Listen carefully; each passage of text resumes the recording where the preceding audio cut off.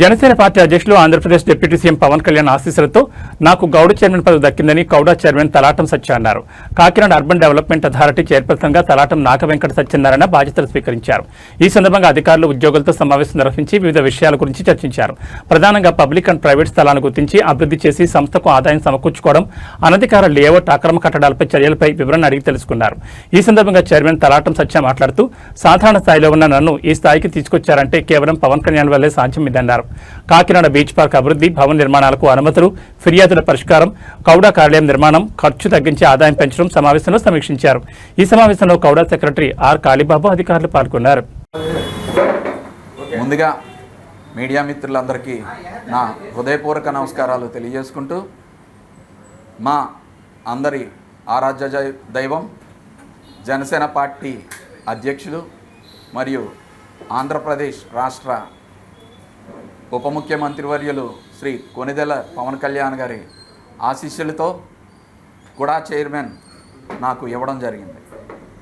మనస వాచ కర్మేణ నేను ఆయన నమ్మకాన్ని నిలబెట్టుకుని పనిచేస్తాను.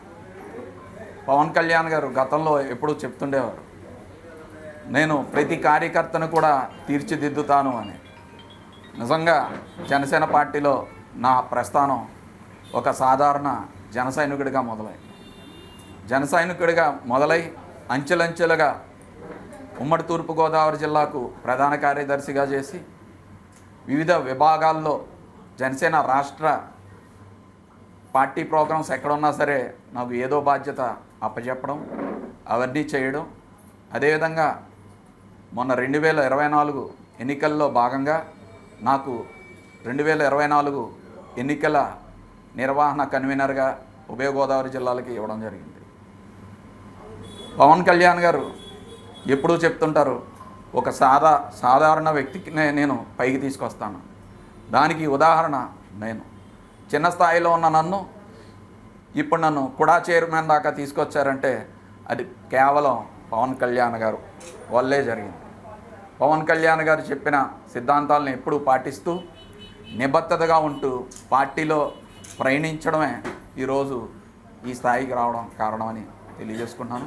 అదేవిధంగా కూటమి ప్రభుత్వంలో భాగంగా చంద్రబాబు నాయుడు గారికి, అదేవిధంగా నరేంద్ర మోడీ గారికి కూడా నేను కృతజ్ఞతలు తెలియజేసుకున్నాను.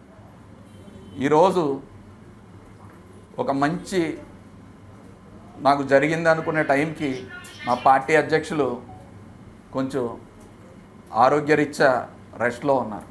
ఆయన అనారోగ్యంతో ఉండగా పదవి వచ్చిందని చెప్పి నేను హంగులు ఆర్భాటాలు చేయడం ఇష్టం లేక ఈరోజు సాధారణంగా వెళ్ళి కుటుంబ సభ్యులతో వెళ్ళి కూడా ఆఫీస్లో ఛార్జ్ తీసుకోవడం జరిగింది. భగవంతుడు మా పవన్ కళ్యాణ్ గారిని సంపూర్ణంగా ఆయుర ఆరోగ్యాలతో తొందరగా ఆయన్ని ప్రజల్లోకి పంపాలని చెప్పి మనస్ఫూర్తిగా కోరుకుంటున్నాను. ఆయన ఎప్పుడైతే ఆరోగ్యవంతంగా బయటకు వస్తారో అప్పుడు మా జిల్లా నాయకులందరినీ కలిసి అందరి డేట్లు తీసుకుని కూడా ఆఫీసులో మళ్ళీ ప్రమాణ స్వీకారం అంగవంగా వైభవంగా చేసుకుంటానని చెప్పి తెలియజేస్తున్నాను.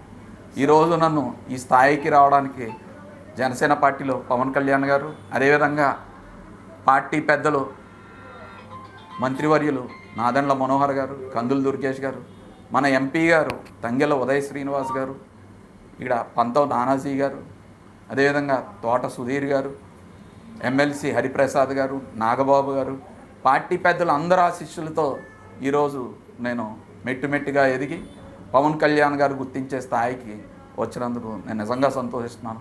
జన సైనికులు కానీ అందరికీ తెలియజేసేది ఏంటంటే, పవన్ కళ్యాణ్ గారు ఎప్పుడన్నా ఒక మాట అన్నారంటే అది ఖచ్చితంగా చేస్తారు. ఉదాహరణ నేనే. ఒక సాధారణ వ్యక్తిని ఈ స్థాయికి తీసుకొచ్చారంటే అది పవన్ కళ్యాణ్ గారే కారణం. ఇదేవిధంగా కూటమిలో భాగంగా కూడా చైర్మన్ అయ్యాను.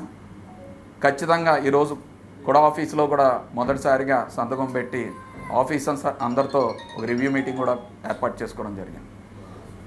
అక్కడ కూడా తెలియజేసింది ఒకటే, పంచాయతీలు, మున్సిపాలిటీలు, కార్పొరేషను మన కూడా పరిధిలోకి వచ్చిన అన్నీ కూడా బలోపేతం చేయడానికి ఖచ్చితంగా కూడా తరపు నుంచి ముందుండి ప్రజల ఆశయాలన్నీ కూడా నెరవేర్చే విధంగా కూడా పనితీరు ఉంటుందని తెలియజేసి, అదేవిధంగా అక్కడున్న అధికారులందరితో మాట్లాడి వాళ్ళకున్న ఇబ్బందులు కూడా అడిగి తెలుసుకోవడం జరిగింది. అవన్నీ కూడా మళ్ళీ జేసీ గారితో మాట్లాడి అవన్నీ ఇష్యూస్ అన్నీ సాల్వ్ చేసి కూడా నెంబర్ 1 అథారిటీలోకి వచ్చే విధంగా నేను పనిచేస్తానని చెప్పి తెలియజేస్తున్నాను. ఇంకో విషయం మీకు తెలియజేసేది, నేను కాకినాడలో పుట్టాను, ఇక్కడే పెరిగాను.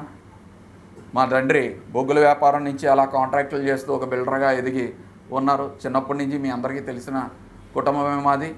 కష్టపడి పైకి వచ్చాం. ఎప్పుడు కూడా ఇప్పటికీ కూడా మా నాన్నగారు కష్టపడుతూనే ఉంటారు. నాకు పవన్ కళ్యాణ్ గారి మీద ఇష్టంతో ఇటు వ్యాపారం చేసుకుంటూ అటు పవన్ కళ్యాణ్ గారికి సేవ చేసుకుంటూ తిరుగుతాను. కానీ ఈ మధ్యన కొన్ని అసభ్యకరమైన వీడియోలు తయారు చేసి అన్నోన్ నెంబర్స్ నుంచి గ్రూపుల్లోకి స్ప్రెడ్ చేయడం జరుగుతుంది. నిన్న ఎస్పీ గారిని వెళ్ళి కలిసి లిఖితపూర్వకంగా కూడా లెటర్ ఇవ్వడం జరిగింది.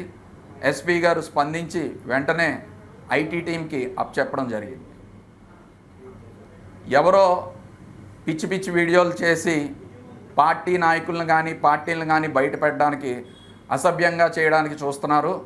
ఖచ్చితంగా వారు ఎంతటి వారైనా సరే చట్టాన్ని చేతికి వెంటనే చిక్కుతారు. మీరు మొన్న చూసినట్టయితే 1 టౌన్ స్టేషన్లో బడే కృష్ణ గారు కంప్లైంట్ పెట్టగా 2 రోజుల్లో స్టాండప్ కమీడియన్ని ఎక్కడో 3 రాష్ట్రాల పక్కన ఉన్నవాడిని తీసుకొచ్చి కాకినాడలో హాజరుపరిచారు. కూటమి ప్రభుత్వంలో పోలీస్ శాఖ అంత గట్టిగా పనిచేస్తుంది. అదేవిధంగా నా మీద ఎవరైతే వీడియోస్ చేస్తున్నారో నా గురించి అని కాదు, ఇప్పుడు పార్టీ ఇది. ఇప్పుడు నేను పార్టీలో ఒక రిప్రజెంటేటివ్గా ఉన్నాను, అదేవిధంగా కూడా చైర్మన్గా చేస్తున్నాను. సో ఎంతటి వారైనా సరే ఖచ్చితంగా చట్టం దగ్గరికి పడతారు. మీరు కూడా అటువంటి అసభ్యకరమైన వీడియోలు వస్తాయి కూడా మీరు స్పందించకండి.